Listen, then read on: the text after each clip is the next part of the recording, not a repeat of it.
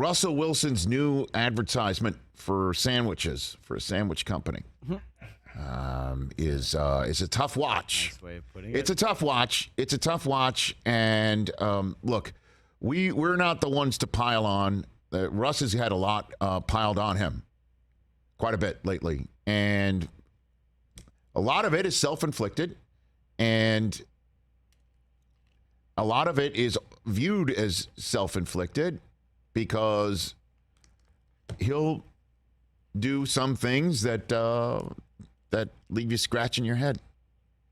Let's be honest. I mean, and he's been on this program many times, many times, and I look forward to many more times with him. But the problem is when he does commercials and they're shown when he's 2-4, that's a problem. He can't control that. What he can control is going into a season where there's so much change, saying no to these spots. But I think he thought this wasn't going to go poorly. Mm-hmm.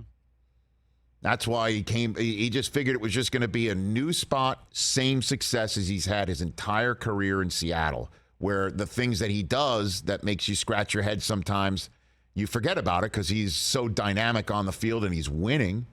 And also, you know, there's that Walter Payton Man of the Year patch on his chest for good reason. So you put it all together, and it's just like, that's just Russ being Russ. But now Russ is 2-4.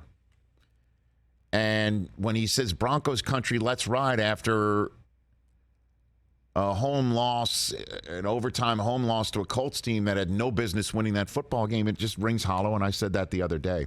But I do want to say this. The problem with these spots coming out now, and it's a new spot, and it's, you know, I would have counseled against that script because he's doing goofy stuff, and it's just, you know, I mean, he doesn't have the Manning comic timing down.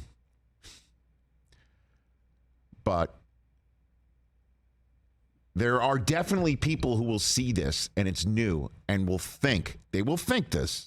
This is part of the problem when you come up with a season-long commercial campaign. They'll think that he shot it this week. Right. They will think that he spent time this week where he's been hurt, and he's been announced to be hurt, potentially not going to play on Sunday, and he looked terrible. You know, they looked terrible on Monday Night Football in the final 3 quarters and overtime of that game. He was dynamite in quarter 1. He looked like the Russ of old. Slinging it around, stepping up in the pocket, avoiding the rush, finding guys head up downfield, knowing where they are, hitting them when he needed to. They'll think that he spent this week doing it. And he didn't. Okay, I just want to throw that out there. They'll think that he did it this week. It's so ridiculous. I know that, but folks don't know. Like, he probably spent, like, they probably got him in a 2-3 day period. Yeah, it's just like with in Baker, June. with his commercials, people thought he was doing right. And the number of times you'll see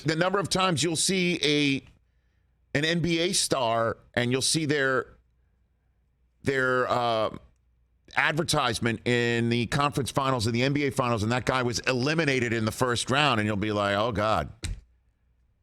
This guy didn't do anything. Well, I mean, it's not like he shot it there and then. It's a tough one.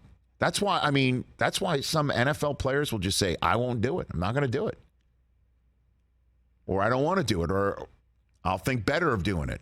We'll do it after. That's why a lot of guys don't come on shows like this one until they want to come on after a win. Remember Micah Parsons had an appearance after that week 1 loss? And he didn't go on that show because he's like, I didn't want to go on the show, and the rest of my teammates are seeing that I'm on TV after we just lost week 1. We get that a lot with our Monday guest, Chris Long, who sometimes he worries about getting a guest who's lost. He doesn't want to talk to. Well, he talked about Von Miller a couple weeks ago.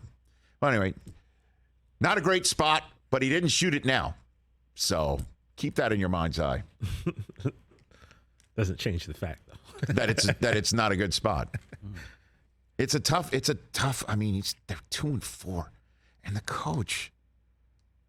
Did you hear Melvin Gordon said, "Yeah, I guess," when he was asked, like, did you get an acceptable in your mind reason why you were benched for the final 3 quarters in overtime against your former team? And So he's sat down quarters 2 through last, and then days later he's reinstalled as the starter. It's good for him. I'm glad for him. Yeah, he can play. I'm happy for him. And good luck against the Jets. You're going against a tough young team with a stout line there, man. By the way, I mean, it's just the last. Do you think like Russ's team even called them up and said, "Hold off on that spot right now. Just hold off." Because it came out today. I think it was all over everywhere. Twitter today. Yeah.